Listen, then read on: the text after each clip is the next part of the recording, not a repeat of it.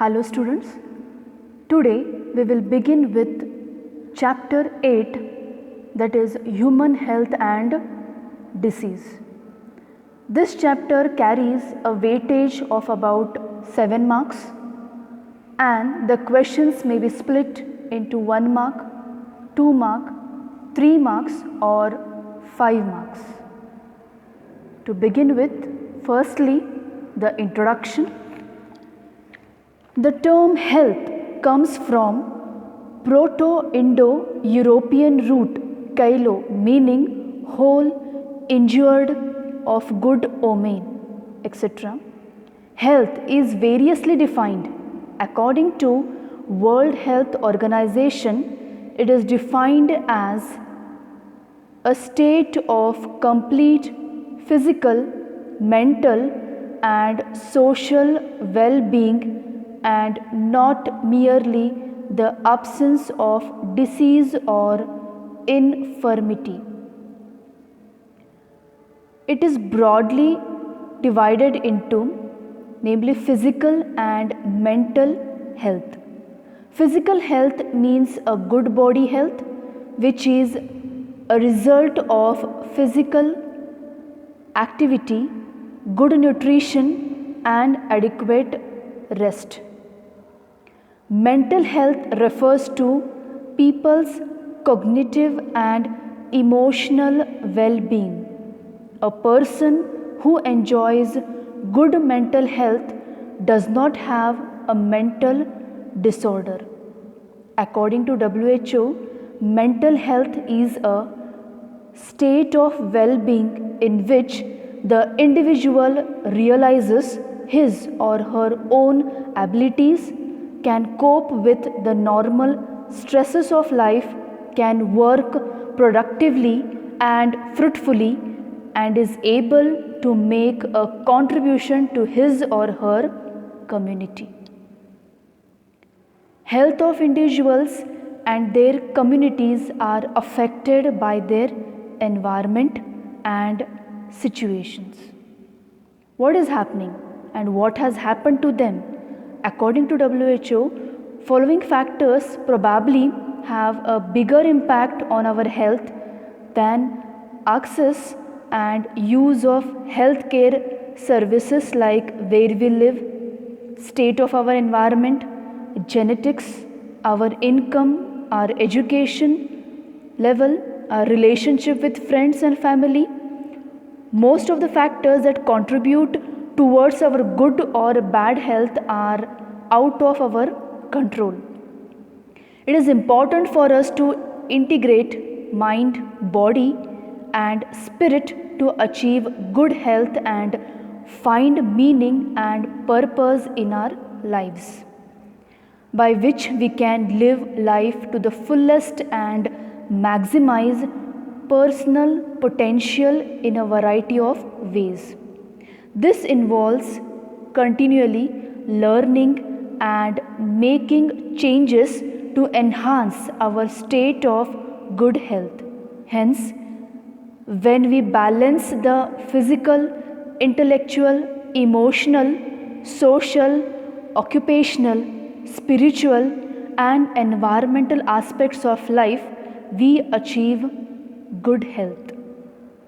When this balance is not maintained, our body is subjected to disorders of structure and function and other abnormal conditions which are collectively called as diseases.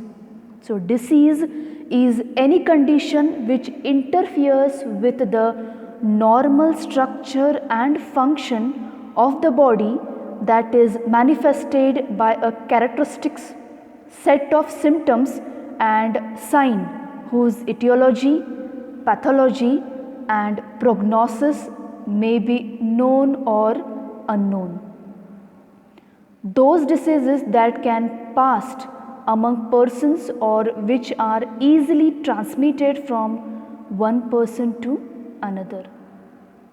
Agents that cause diseases are called pathogens. It may be bacteria, virus, fungi, protozoa, helminth and or other organisms.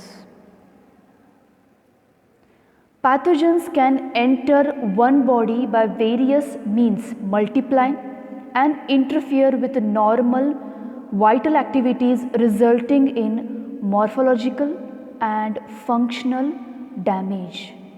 Balanced diet, personal hygiene, and regular exercise are very important to maintain good health. Awareness about diseases and their effect, vaccination against infectious diseases, proper disposal of wastes, control of vectors, and maintenance of hygienic food and water resources are necessary for achieving good health. Those diseases which are caused by malfunctions of the body, it include organ or tissue degenerations, erratic cell growth, faulty blood formation and flow, etc. Example, diabetes mellitus, arthritis, cancer, etc. This was the introduction. Let's begin with the types of diseases. Diseases can be classified into various types based on their origin, mode of transport, symptoms, etc. Basically, diseases are classified into three types, namely communicable or infectious diseases, non-communicable or non-infectious diseases, congenital or genetic disorders.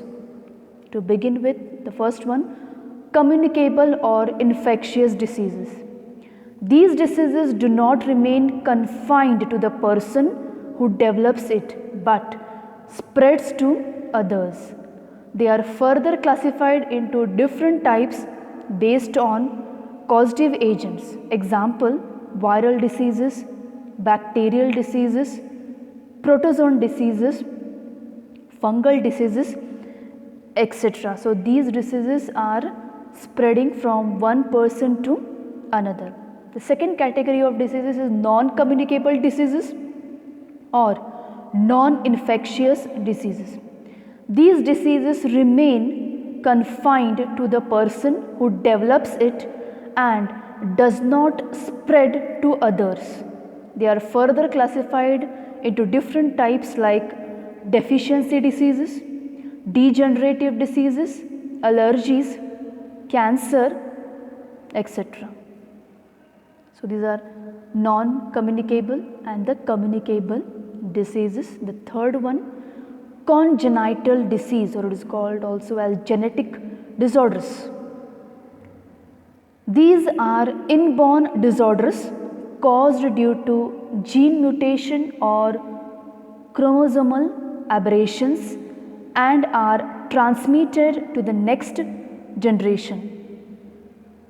Example is albinism, sickle cell anemia, Down syndrome, Turner syndrome. So these are genetic disorders which are transmitted from the one generation to the next generation. So there are three types of diseases: communicable diseases, non-communicable diseases, and congenital diseases. So these are the types of diseases.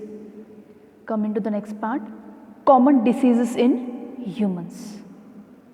A disease causing organism is called pathogen. 1 mark question will be asked in the exam. So disease causing organism is called as pathogen. Some of the common pathogens are viruses, bacteria, fungi, protozoa, etc.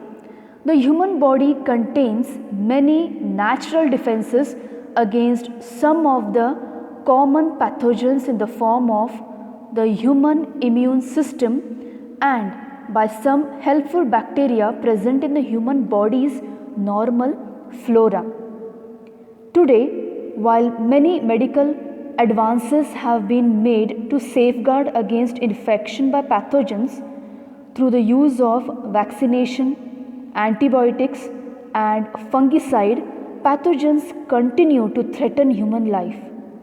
Social advances such as food safety, hygiene and water treatment have reduced the threat from some pathogens. Firstly, we will discuss about the bacterial diseases. Diseases caused by bacteria are typhoid, pneumonia, dysentery, plague, diphtheria, etc. One by one we will discuss. The first one is the typhoid. Typhoid fever or enteric fever is usually curable, but some of the bacterial strains show resistance to antibiotics. Most people with typhoid acquire it while traveling to developing areas of the world. If untreated, about 10% to 16% of people with typhoid will die. This drops to less than 1% when people are treated promptly. The causative organism for typhoid is Salmonella typhi. Please remember, the causative organism will be asked for 1 mark.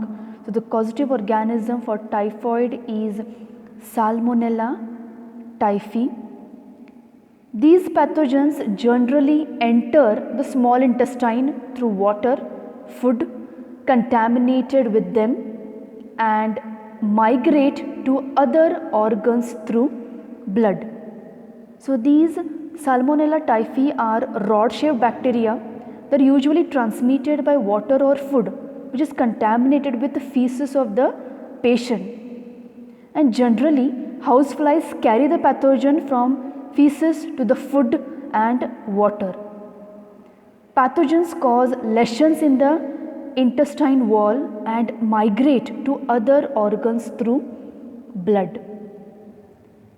Symptoms of this particular disease is the person suffering from typhoid is sustained to have high fever, that is about 39 to 40 degree centigrade, weakness, stomach pain, constipation, headache, and loss of appetite.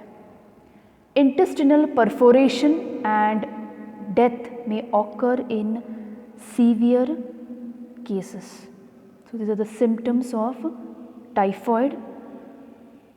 Typhoid infected people excrete live bacteria in their feces and urine and are usually contagious for a few days before any symptoms develop. If they do not wash their hands properly, the typhoid bacillus can be transferred to food or water and from there to another person. Also, it can be spread directly from person to person via contaminated fingers. About 3% of infected people become asymptomatic carriers of Salmonella typhi. This means that they continue to shed bacteria in their feces for at least a year and often for life, but do not have any symptom of typhoid. There are small number of typhoid carriers in every country. Typhoid fever can be detected by Weidel test. Very important question is Weidel test, will be asked for 1 mark. So typhoid is diagnosed by Weidel test.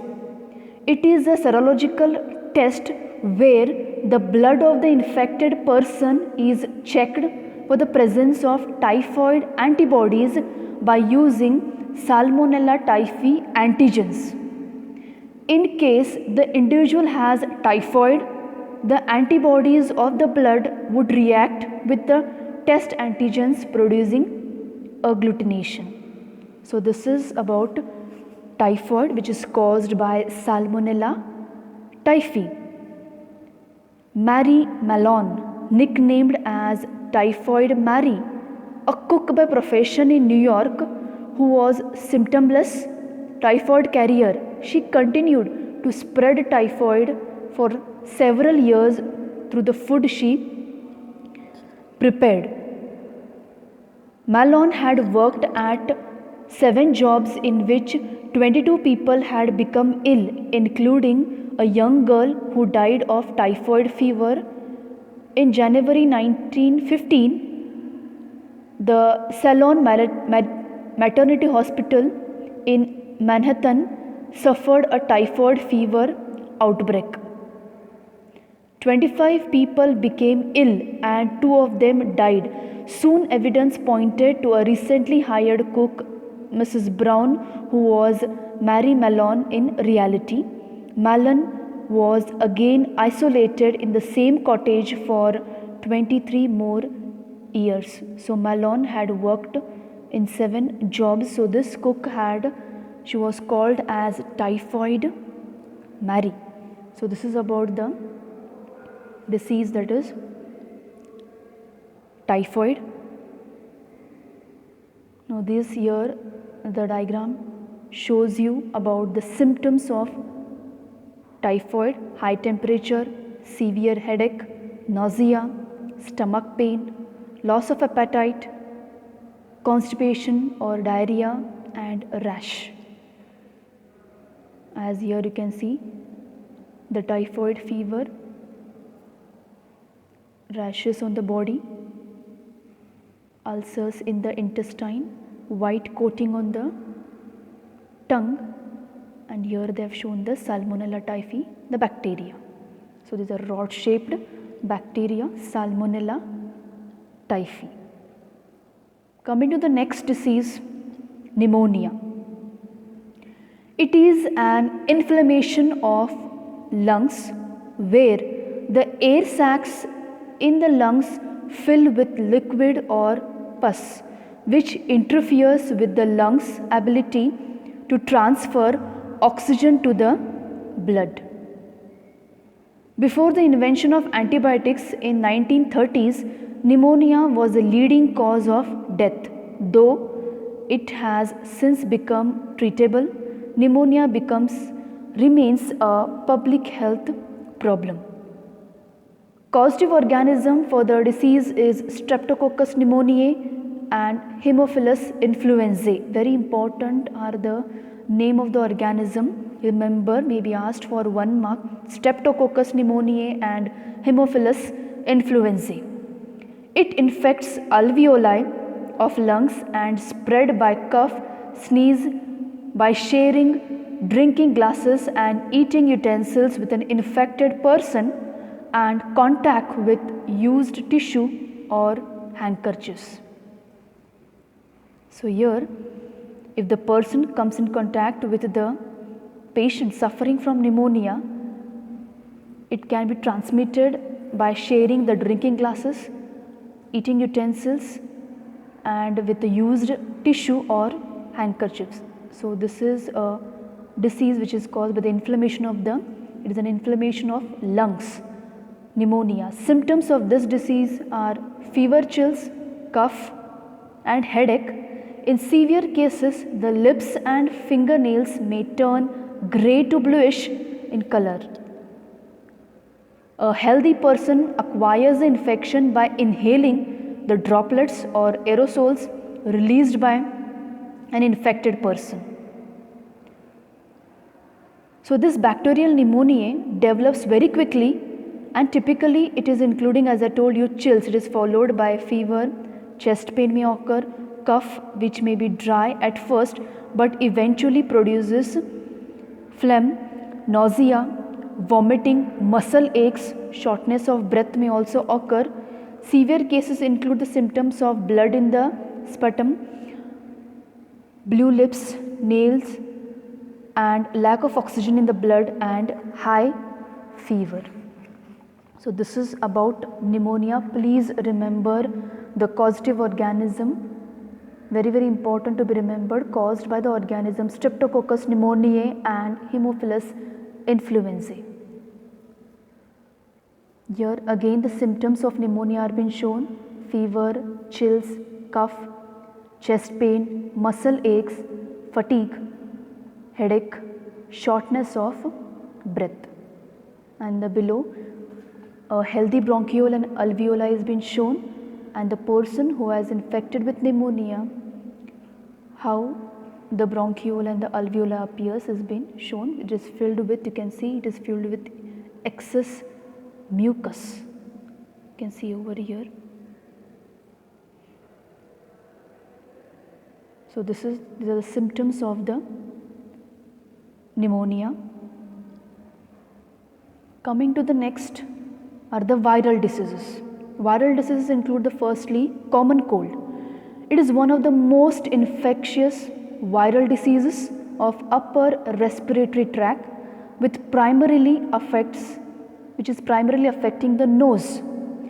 Causative agent for this it is nothing but it is caused by a group of viruses in which the rhinoviruses are the most common. It thrives in the temperature between 33 degrees centigrade to 35 degrees centigrade, and this may be the reason why it occurs primarily in the nose. The viruses are transmitted through droplets from cough and sneeze of an infected person.